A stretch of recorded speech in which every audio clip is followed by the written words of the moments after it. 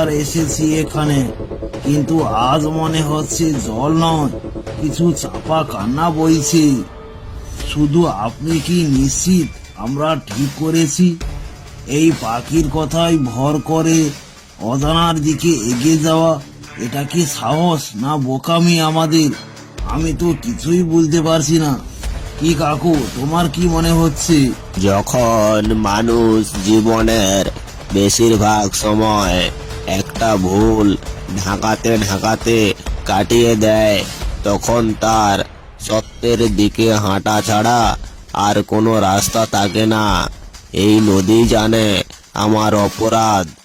এই জলের কাছে আমি বহু রাত ক্ষমা চেয়েছি, আর যদি ভেসে যাই তাতেও আমি শান্তি পাবো।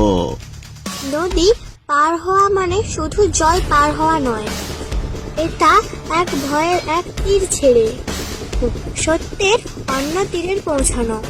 যে পেছনে তাকাবে তার পা ডুবে যাবে, যে সামনে তাকাবে সে পথ পাবে। এরপর তারা একে একে দুজনেই সামনের দিকে তাকিয়ে নদী পার হতে লাগলো। নদী পার হতেই তারা ঘন জঙ্গলে পৌঁছালো। রাতের আলো যেন মাটিতে পড়ে না, গাছগুলো যেন কিছু কান পেতে শুনছে। তখন শিবু বলে উঠে, এই বনে মনে হচ্ছে কেউ আমাদের দেখছে। এ শহরের কোলাহল ছেড়ে আমি শান্তি খুঁজতে এসেছিলাম, কিন্তু আজ বুঝতে পেরেছি শান্তি বাইরে নেই, শান্তি লুকিয়ে থাকে এই বনের ভেতরের অন্ধকারের শেষে। বহু বছর আগে আমি একবার ভুল করেছিলাম। লোভ আমাকে অন্ধ করেছিল। একটা অলৌকিক শক্তিকে আমি ব্যবহার করতে চেয়েছিলাম, আর তার মূল্য এই গ্রামই দিচ্ছে আমায়। অলৌকিক শক্তি কারোর সম্পত্তি নয় বৃদ্ধ। আমি তখনও ছিলাম, আজও আছি। তুমি আমাকে বন্দি করতে চেয়েছিলে, আর তার বদলে আমি তোমাদের সময় কেড়ে নিয়েছিলাম। তারা কিছুটা এগোতেই সামনে দেখতে পায় এক ছোট্ট পাথরের পাহাড়। সেখানে ছিল এক প্রাচীন গুহা, ভিতরে এক অদ্ভুত আলো। ভয় পেয়ে শিবু বলে ওঠে, এখানে কেন নিয়ে এলে আমাদের? এই জায়গাটা দেখে আমার বুকের ভেতর কাঁপন ধরেছে। যদি আজ সব শেষ, তাহলে বলো আমি কেন এই যাত্রায় এলাম? এই জায়গাটা দেখে আমার খুব ভয় লাগছে। তুমি আমাদের এই কাজ করালে কেন? কারণ তুমি প্রশ্ন করতে জানো, আর যে প্রশ্ন করে সেই উত্তর বহন করার যোগ্য।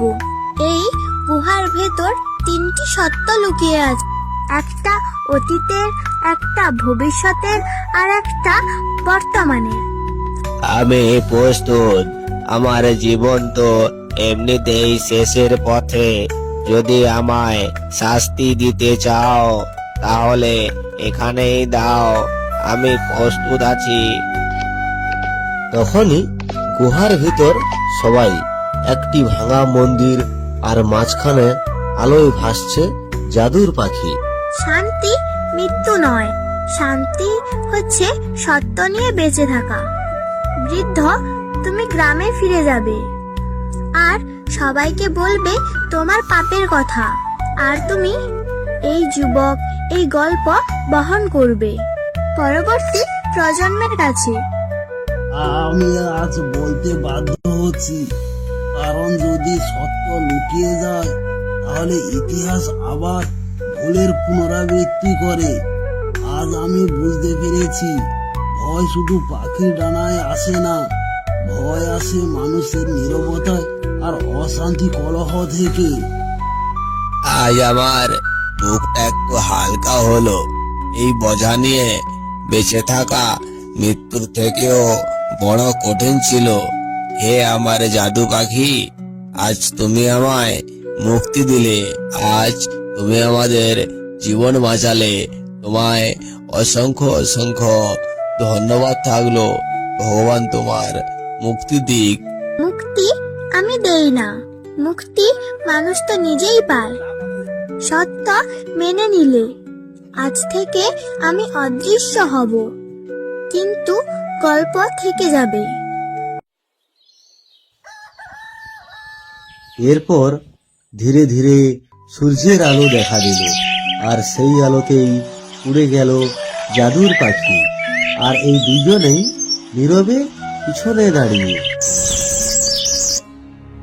জানো কাকু, কিছু গল্প শোনার জন্য নয়, বাঁচার জন্য লেখা হয়। আজ আমি সেই গল্পের একটি অংশ হয়ে গেলাম। এতদিনের অভিজ্ঞতা আমার আজ সার্থক হলো।